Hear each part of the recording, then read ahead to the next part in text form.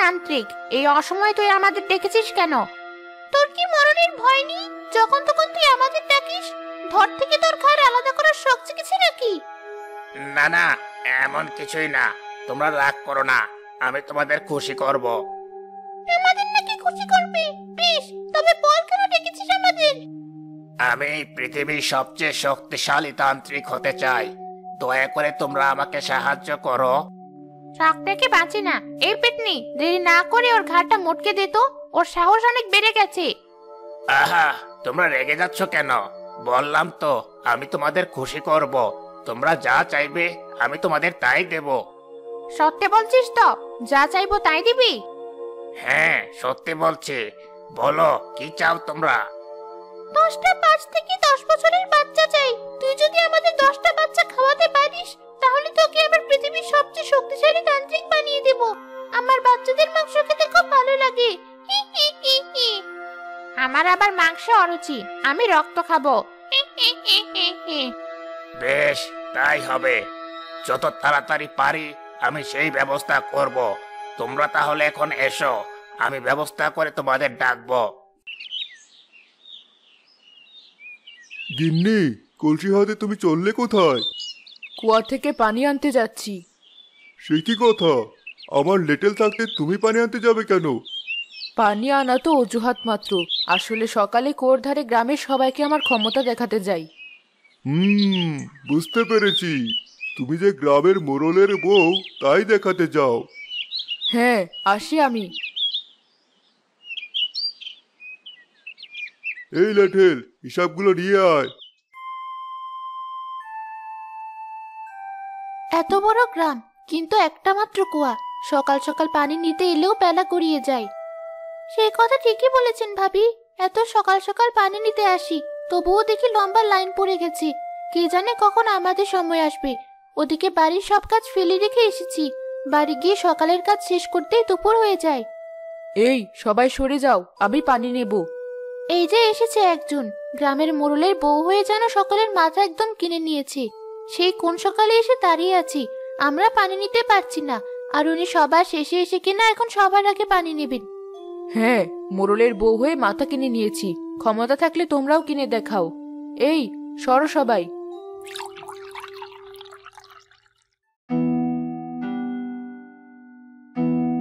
দেখলে ভাবি, প্রতিদিন এসে এভাবে পানি নিয়ে চলে যায় আর দেমাক দেখিয়ে যায়।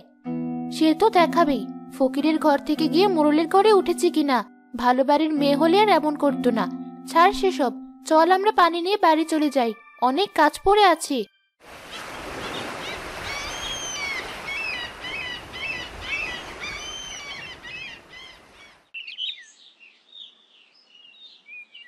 ওই দেখ, চলে এসেছে মোড়লের বউ। আমাকে দেখে মুখ কালো বানানো? দাঁড়াও, দেখাচ্ছি মজা। চোখে দেখতে পান না নাকি এভাবে কেউ কারো পায়ে পাড়া দেয়? মোড়লের বউকে দেখে সম্মান করে সরে না দাঁড়ালে এভাবে পায়ের পাড়াই খেতে হবে। তার চেয়ে বড় কথা, তোদের মতো গরিবদের তো এটার জন্য খুশি হওয়া দরকার যে মোড়লের বউ তোদের পায়ে পাড়া দিয়েছে। সর এখন, আমাকে পানি নিতে দে।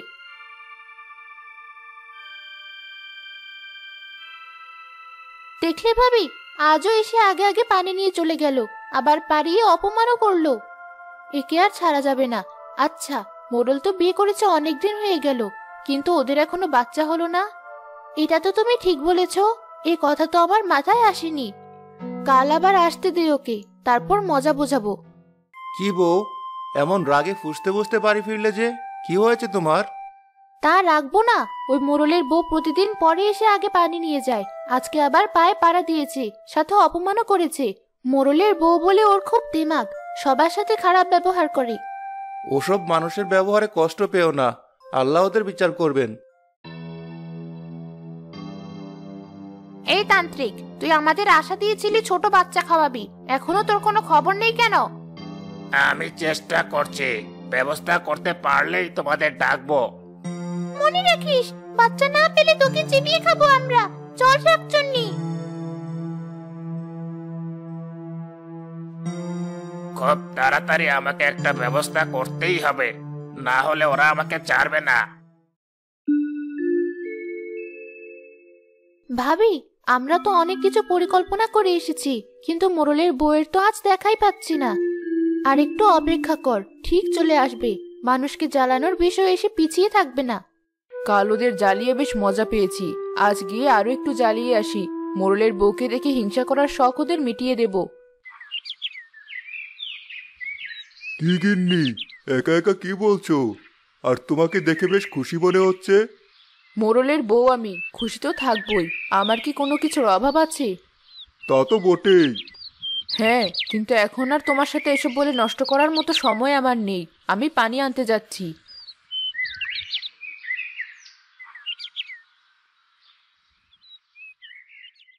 ওই দেখ, বলতে বলতে চলে এসেছি। আজও বুঝবে মজা। আমাদের অপমান করার শখ আজ ওকে আমি মিটিয়ে দেব। দাঁড়াও, আমি বলছি ওকে শুনিয়ে। আচ্ছা ভাবি, একটা কথা বলো তো। আমাদের বরের আগেই তো গায়ের মোড়ল মশাই বিয়ে করেছেন। আমাদের তো ছেলে মেয়ে হয়ে তারা বড় হয়ে গেছে, কিন্তু মোড়লের তো এখন একটা ছেলে মেয়েও হলো না। সেটাই তো, মোড়ল কি তবে আরো বুড়ো বয়সে বাপ ডাক শুনবে, নাকি এ জীবনে শুনবেই না? হে হে হে হে। শুনবে শুনবে, আর একটা বিয়ে করলেই শুনবে। একি, মোড়লের বউ দৌড়ে পালাচ্ছে কেন? মোড়লের বউ, পানি না নিয়ে পালাচ্ছ কেন? পানি নিয়ে যাও। উচিত শিক্ষা হয়েছে আজ। চল আমরা পানি নিয়ে বাড়ি যাই। গিন্নি, কি হয়েছে তোমার? এভাবে কাঁদতে কাঁদতে কোথা থেকে এলে তুমি? কি হয়েছে তোমার, আমাকে বলো। আমাদের যে সন্তান নেই সেটা নিয়ে গ্রামের সবাই আমাকে কথা শোনাচ্ছে। তুমি এতে মন খারাপ করো না গিন্নি, আমরা তো ডাক্তার দেখাচ্ছি। দেখো, খুব তাড়াতাড়ি আমাদের সন্তান হবে। তুমি ওসব নিয়ে কোনো চিন্তা করো না। তুমি আমাকে আর মিথ্যা সান্ত্বনা দিও না। ওরা বলছে তুমি আরেকটা বিয়ে করলে তবেই নাকি তোমার সন্তান হবে। ওসব তোমাকে রাগানোর জন্য বলেছে। তুমি ওদের কোথায় কান দিও না। আমি তোমাকে দরকার হলে শহরে নিয়ে যাব, সেখানে সবচেয়ে বড় ডাক্তার দেখাবো। যাও, এখন ঘরে গিয়ে খাবার খাও।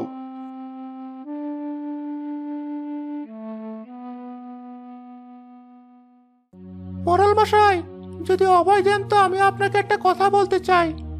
কি কথা বলো? আপনি তো জানেন গিন্নিমার সন্তান হবে না, কতই তো চিকিৎসা করালেন। আর আপনারও তো বয়স বাড়ছে। তার চেয়ে ভালো সময় থাকতে আপনি আরেকটা বিয়ে করে নিন।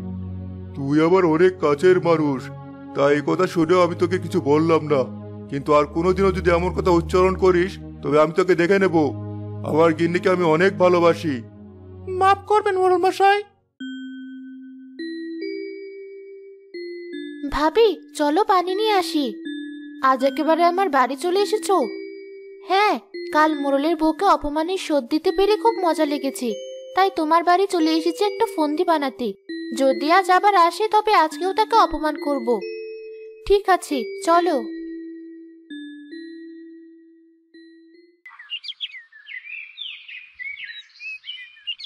কই, সে তো আর এলো না। কাল যে অপমান হয়েছে, আসবে কি করে?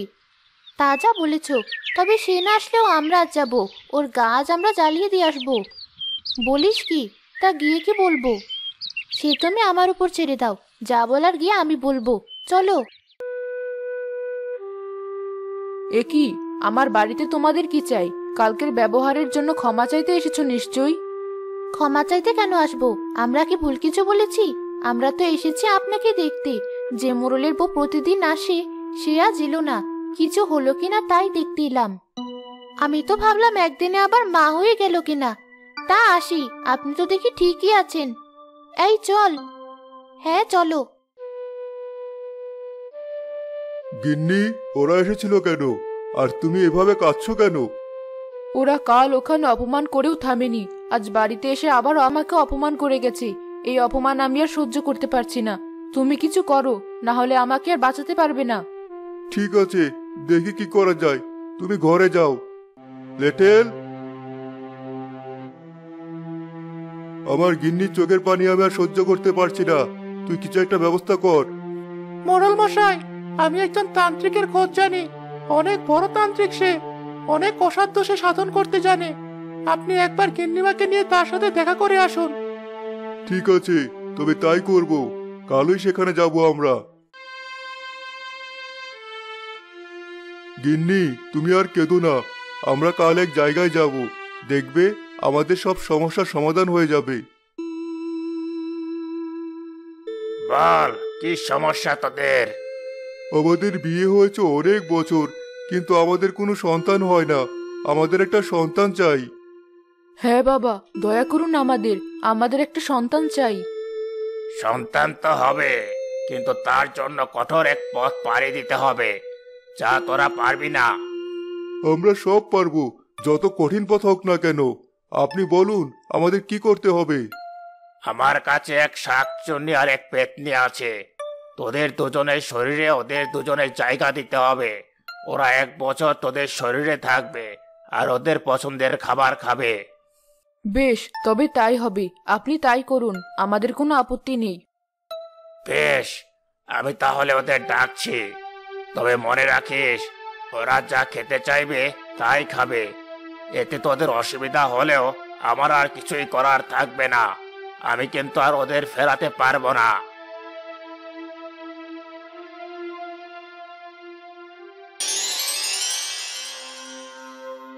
আমরা চলে এসেছি।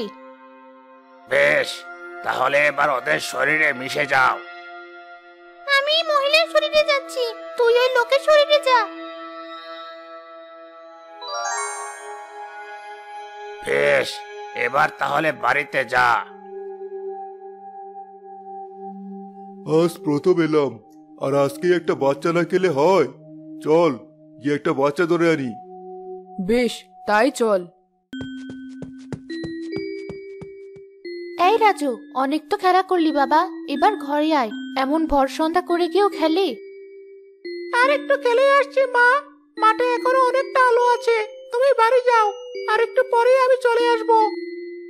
ঠিক আছে, গেলাম আমি, কিন্তু তোর বাবা আসার আগেই ফিরে আয়, না হলে তোর বাবা কিন্তু খুব বকবে।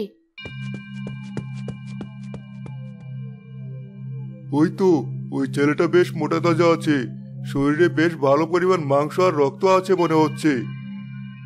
এবার সবাই বাড়ি চল, না হলে সবাইকে বকা শুনতে হবে। এই যে খোকা, শোন, তোর বাবা ওদিকে রয়েছে, তোকে এখনই যেতে বলছে। চল আমার সাথে। ঠিক আছে, চলুন।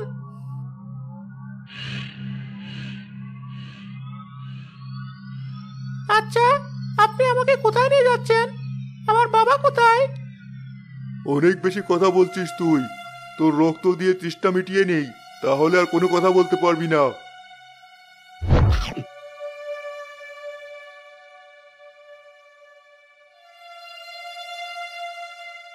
এই দেখ, একটা ধরে নিয়ে এসেছি। তা এমন অজ্ঞান হয়ে আছে কেন? অনেক বেশি কথা বলছিল, তাই রক্ত আমি খেয়ে এসেছি। তুই এবার মাংস খেয়ে ফেল।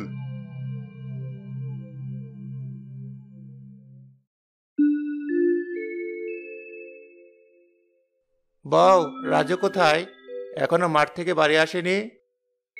আমি ডাকতে গিয়েছিলাম, বললে একটু পর আসছি। ছেলেটা দিন দিন খুব দুষ্ট হয়ে যাচ্ছে, তুমি গিয়ে ওকে একটু নিয়ে এসো। ঠিক আছে।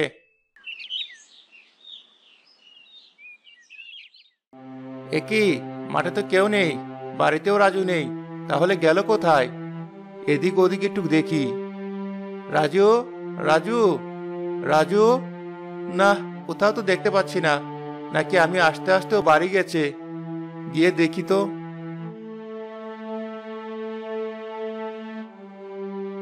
তুমি চলে এলে? রাজু কোথায়? সে কি, ও আসেনি? না, তুমি ওকে খুঁজে পাওনি? মাঠে তো কেউ নেই, আমি এদিক ওদিক অনেক খুঁজে দেখেছি, কিন্তু কোথাও পেলাম না। কি বলছো এসব? আমার ছেলে কোথায় গেল? একটু আগেই তো আমি নিজ চোখে ওকে দেখে এলাম। আমি কেন ওকে সাথে নিয়ে এলাম না? এভাবে কেঁদো না বউ, কোথায় আর যাবে ও? নিশ্চয়ই আশেপাশে কোথাও আছে। সবাই মিলে খুঁজে নিয়ে আসবো ওকে, তুমি কোনো চিন্তা করো না। কিন্তু কোথাও তারা রাজুকে আর খুঁজে পায় না।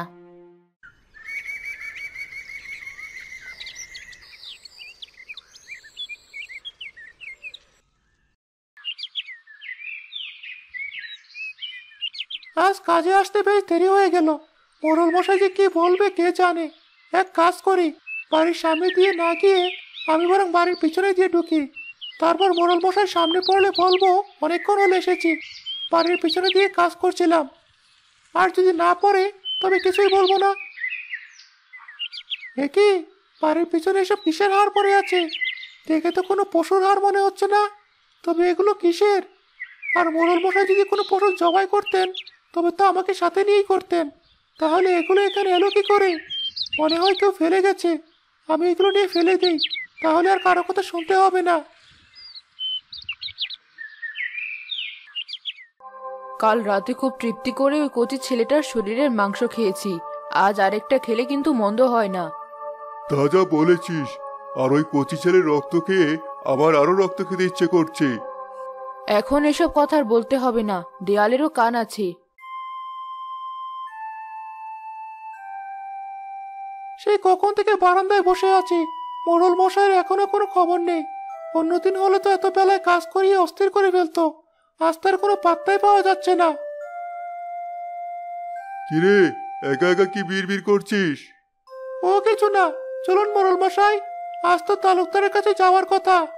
তুই যা, আমার শরীর তেমন ভালো লাগছে না। আজ মোড়লের হঠাৎ কি হলো কিছুই বুঝতে পারছি না। ওনার অনেক বেশি শরীর খারাপ থাকলেও এমন করেন না। আর আজকে তো দেখতে তেমন অসুস্থও মনে হলো না, বরং আরো বেশি সুস্থ লাগছিল। তাও কেন এমন করলেন কিছুই বুঝতে পারছি না। সে যাই হোক, আমি আমার কাজ করি। মন খারাপ থাকার কারণে এমন হতে পারে। মিনা, তো শেফালি কাকি ছেলে হারিয়ে পাগল প্রায়। কষ্টে রান্না খাওয়া সব বন্ধ করে রেখেছি। এই খাবারটুকু দিয়ে আয়, আমি কাজ করছি, না হলে আমিই যেতাম। ঠিক আছে মা, আমি গিয়ে দিয়ে আসছি, তুমি কোনো চিন্তা করো না। দরকার হলে আমি নিজে হাতে খাইয়ে দিয়ে আসবো। ঠিক আছে, তবে বেশি দেরি করিস না। বাড়ি না ফেরা পর্যন্ত আমার চিন্তা শেষ হবে না। ঠিক আছে মা, আমি একটুও দেরি করবো না। এই যাবো আর এই আসবো। ঠিক আছে, যা তাহলে। ওই তো একটা মেয়ে, আজকে দুজন মিলে ওকে খাবো, ভুলিয়ে নিয়ে যাই।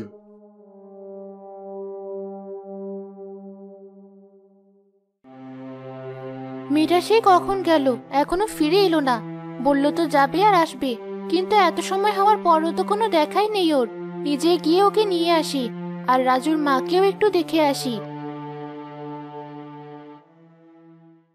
মিনা, মিনা, কি রে, মিনা মিনা করছিস কেন? মিনা তো আসেনি। কি বলছো তুমি এসব? ওকে তো আমি সে কখন খাবার দিয়ে তোমার বাড়িতে পাঠিয়ে দিয়েছিলাম, আর বলেও দিয়েছিলাম দেরি না করতে, খাবার দিয়ে চলে যেতে। কিন্তু মিনা তো আজ সারাদিনে একবারও আসেনি। আমার মেয়ে তাহলে কোথায় গেল? মিনা, কোথায় গেলি মা? আমার কাছে ফিরে আয়।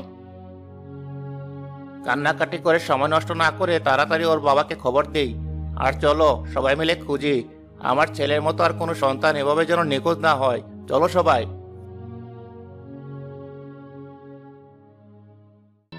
এক এক দিন যে তুই কি ধরে আনছিস। খা খা, মন ভরে খা, আর চিন্তা করিস না।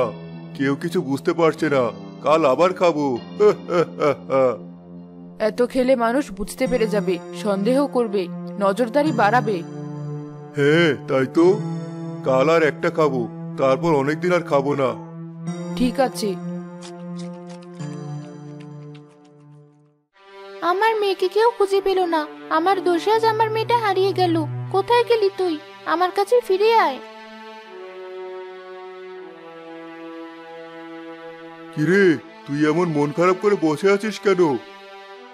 পরপর দুদিন গ্রামের দুটো বাচ্চা নিখোঁজ হয়ে গেছে। আপনি কিছু জানেন না মোড়ল মশাই? হ্যাঁ জানি, আর শুনে খারাপও লাগছে, কিন্তু আমার শরীরটা তেমন ভালো যাচ্ছে না, আবার কাজও বেশি, তাই আর গিয়ে দেখতে পারিনি। যা, এখন গিয়ে নিজের কাজ কর। ঠিক আছে মোড়ল মশাই, ঘরের পেছনের কাঠখড়িগুলো নিয়ে আসি, রান্নার কাজে লাগবে। একি, গতকালই তো কতগুলো হাড় আমি ফেলে দিলাম, আজ আবার এগুলো এলো কোথা থেকে? আর এই হাড়গুলো দেখেও আমার কেমন লাগে। মোড়ল মশাইকে জিজ্ঞেস করি। মোড়ল মশাই, ঘরের পিছনে এসব কিসের হাড়? এগুলো কাশির হাড়। আসলে ডাক্তার আমাদের বেশি বেশি ভালো মন্দ খেতে বলেছে, তাই রাতে দুজন খেয়েছি। তুই গিয়ে কাজ কর দেখি, বেশি কথা বলিস না।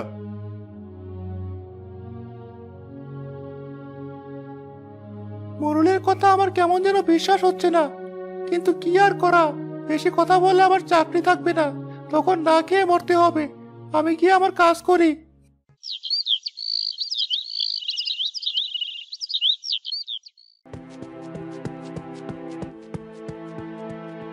সবাই এভাবে দৌড়ে কোথায় যাচ্ছ? কি হয়েছে বলে যাও আমাকে। আজকে আবার তালুকদারের ছেলে নিখোঁজ হয়েছে। গ্রামে কি হচ্ছে কিছুই বুঝতে পারছি না। প্রতিদিন একটা করে বাচ্চা নিখোঁজ হতে শুরু করেছে। এভাবে চলতে থাকলে আমরা বাঁচবো কি করে? সবাই এখন তালুকদারের বাড়ির দিকে যাচ্ছে। আমি গেলাম, তুই আসতে চলে আয়।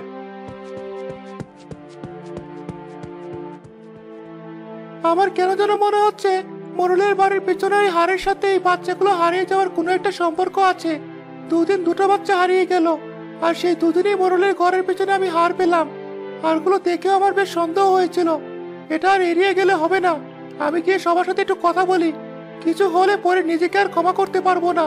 চাকরির ভয়ে গ্রামের মানুষের এত বড় ক্ষতি আমি হতে দিতে পারি না।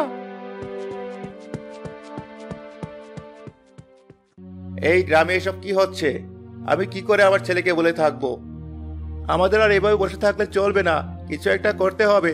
3টা বাচ্চা নিখোঁজ, তারা কোথায় আছে, কেমন আছে, ও তো বেঁচে আছে কিনা কিছুই জানি না আমরা। কিরে, তুই এভাবে হাবাতে হাবাতে আসছিস কেন? স্থির হ। তালুকদারের ছেলের নিখোঁজ হওয়ার কথা শুনে আমার মাথার কাজ করছে না। আমি তোমাদের একটা কথা বলতে চাই। আমার মনে হচ্ছে এসবের সাথে মোরল জড়িত। কি বলছিস এসব? হ্যাঁ, ঠিকই বলছি আমি। 2 দিন দুটো বাচ্চা নিখোঁজ হয়েছে, আর এই 2 দিনে আমি মোরলের ঘরের পিছনে অনেক হার পেয়েছি। সেই সাথে আমি মোরলের অনেক পরিবর্তন খেয়াল করছি। বলিস কি? এখনই চলো সবাই, দেখি কি অবস্থা।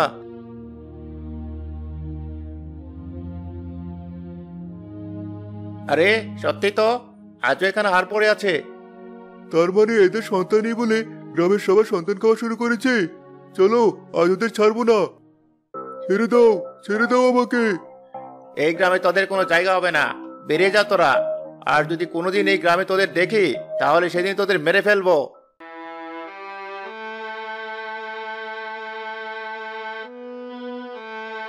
আমরা তো বুঝতে পারছি আমাদের সাথে শাকচুন্নিয়ার পেতনিই কাজগুলো করেছে। তাহলে এবার আমরা কি করব?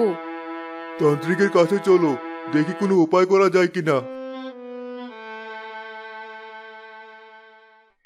কিরে, তোরা এখন এসেছিস কেন? তোদের তো 1 বছর পর আসার কথা। বাবা, আপনার শাকচুন্নি আর পেতনি 3জন বাচ্চাকে খেয়ে ফেলেছে, আর গ্রামের লোকেরা আমাদের মেরে গ্রাম থেকে তাড়িয়ে দিয়েছে। আমাদের সন্তান চাই না, আপনি ওদের ফিরিয়ে নিন। না না, তা হবে না। আমি তো আগেই বলেছিলাম, একবার দিয়ে দিলে আর সম্ভব না। এখন হয় তোদের মরতে হবে, না হলে এই বোঝা বয়ে বেড়াতে হবে। তান্ত্রিক তো কোনো উপায় বলে দিল না। এবার তাহলে আমাদের কি হবে? আমরা যেখানেই থাকি ওরা আমাদের দিয়ে মানুষ মারাবে। নিজেদের সন্তানের লোভে আমরা অনেক বড় ভুল সিদ্ধান্ত নিয়ে ফেলেছি, তাই এর মাসুল এখন আমাদেরকে দিতে হবে। কি বলছো তুমি এসব? আমরা কি করব তাহলে এখন? শাকচুন্নি আর পেতনিকে বলবো আমাদের খেয়ে ফেলতে, তাহলে ওরা আর আমাদের ব্যবহার করে মানুষের ক্ষতি করতে পারবে না। আমরা আমাদের লোভের মাসুল দেব। তুমি আমার জন্য জীবনে অনেক কিছু করেছো, তাই তুমি যা বলছো তাই হবে। এখন সন্ধ্যা নেমে এসেছে, চলো লুকিয়ে আমাদের বাড়িতে যাই। জীবনের শেষ নিঃশ্বাস ওখানেই ত্যাগ করব।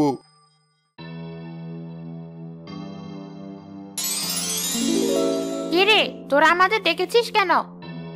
আমরা চাই তোমরা আমাদের দুজনকে খেয়ে তারপর অন্যদের খাও। বলিস কি? তাহলে আর দেরি কেন? চল শাকচুন্নি, আর দেরি না করে ওদের খেয়ে নি। কচি মাংস খেয়ে খেয়ে মুখ পাঞ্চে হয়ে গেছে। হ্যাঁ, তাই কর, দুটোকে একবারে খেয়ে নেব।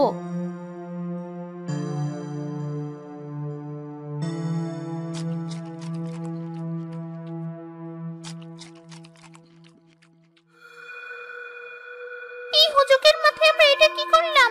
ওরা তো আমাদের বোকা বানিয়ে দিল। কি বলছিস? বোকা বানালো কি করে? আরে, ওরা তো মরে গেল। এখন আমরা বাকিগুলো কার ঘাড়ে বর করে খাবো? তো কি হয়েছে? ওই তান্ত্রিককেও আমরা খেয়ে নেব। তাহলে আমাদের কাছে আর কোনো শক্তি চাইতে পারবে না। কিরে, তোরা এখন এখানে কেন? আমরা এখন তোকেও খাবো, ওদেরও খেয়েছি। এ আমি কি করলাম? আমার লোভে এতগুলো প্রাণ চলে গেল। আমি শক্তিশালী না হতে চাইলে এত জীবন চলে যেত না, আর আমারও আজ এভাবে প্রাণ হারাতে হতো না।